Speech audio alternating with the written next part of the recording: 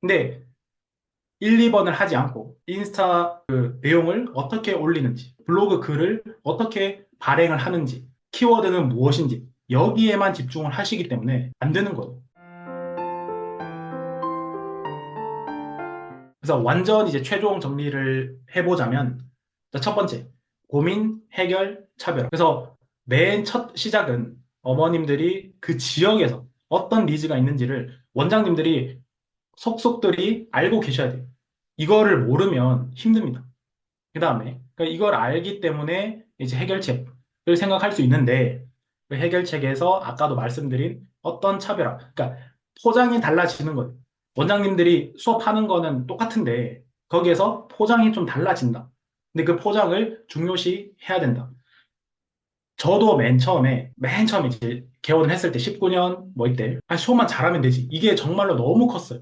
그래서 교재도 이쁘지 않아도 되고, 그러니까 뭘 몰랐던 거죠, 진짜로. 그리고 블로그도 이제 하기는 했는데 엄청 엉성하게 했죠. 그럼에도 불구하고 그때는 블로그를 훨씬 더, 지금도 안 하지만 그때는 훨씬 더 안 했기 때문에 그걸로 이제 컸던 건데, 그래서 이제 운영을 하다 보니까 이런 점이 정말로 중요하구나 해서 이제 차별화 같은 것들을 많이 했고, 그리고 대형 학원들이 왜 잘 될까?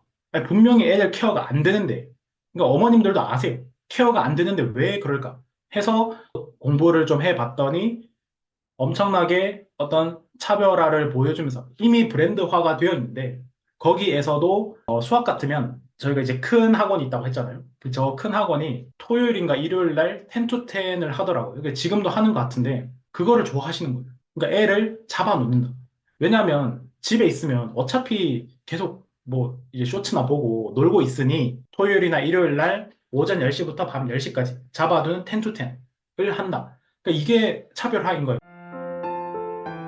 왜냐하면 원장님들도 마찬가지고 저희도 그렇고 10 to 10을 못 하거든요. 그래서 이런 부분에서 애들을 또 잡아놓는구나. 그 다음에 또 주변 지역의 고등학교 시험지를 완벽하게 다 갖고 있기 때문에 그때 말씀드렸듯이 문제 데이터가 엄청납니다.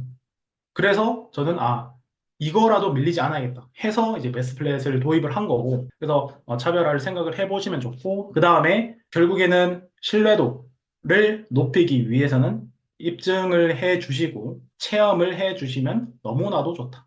그래서 1번, 2번이 완벽하게 잡혀 있으면 그 다음에는 사실 이 내용을 블로그, 인스타 전단지에 집어넣으면 됩니다.